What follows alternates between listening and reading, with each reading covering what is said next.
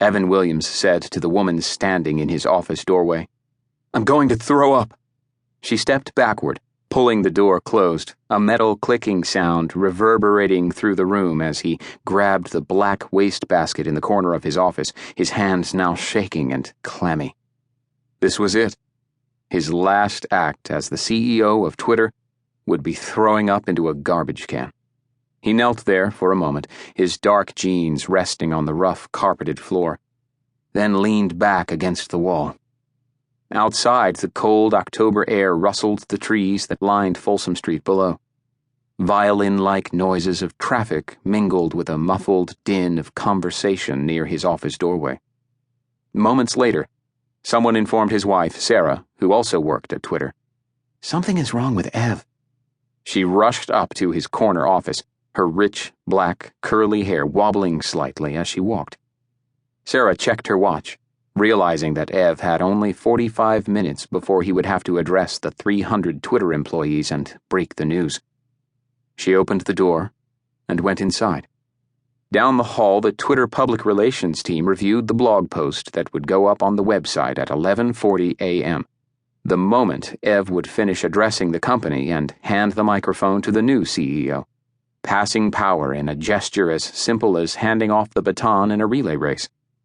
The blog post, which would be picked up by thousands of press outlets and blogs from around the world, gleefully announced that Twitter, the 4-year-old social network, now had 165 million registered people on the service who sent an astounding 90 million tweets each day.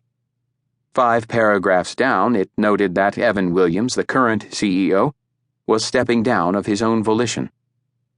"I have decided to ask our COO, Dick Costello, to become Twitter's CEO," said the post, allegedly written by Ev. Of course, that wasn't true. Ev, seated on the floor of his office with his hands wrapped around a garbage can, had absolutely no desire to say that. A farmer's son from Nebraska who had arrived in San Francisco a decade earlier with nothing more than a couple of bags of cheap, raggedy, oversized clothes and tens of thousands of dollars in credit card debt, Ev wanted to remain chief of the company he had co-founded. But that wasn't going to happen. It didn't matter that he was now worth more than $1 billion or that he had poured his life into Twitter. He didn't have a choice. He had been forced out of the company in a malicious, bloody boardroom coup carried out by the people he had hired, some of whom had once been his closest friends, and by some of the investors who had financed the company. Ev looked up as he heard Sarah come in. He wiped the sleeve of his sweater across the dark stubble on his chin. "How are you feeling?" Sarah asked. "Fuck," he said, unsure if it was his nerves or if he was coming down with something. Or both.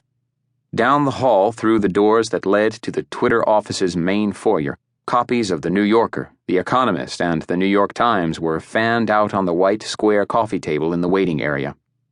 Each publication contained articles about Twitter's role in the revolutions now taking place in the Middle East, rebellions that, through Twitter and other social networks, would eventually see the fall of dictators in Tunisia, Egypt, Libya, and Yemen, and spark massive protests in Bahrain, Syria, and Iran.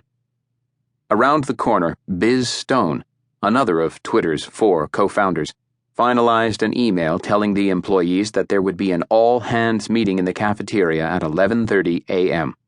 Attendance was mandatory. No guests were allowed. There would be no hummus, just important news.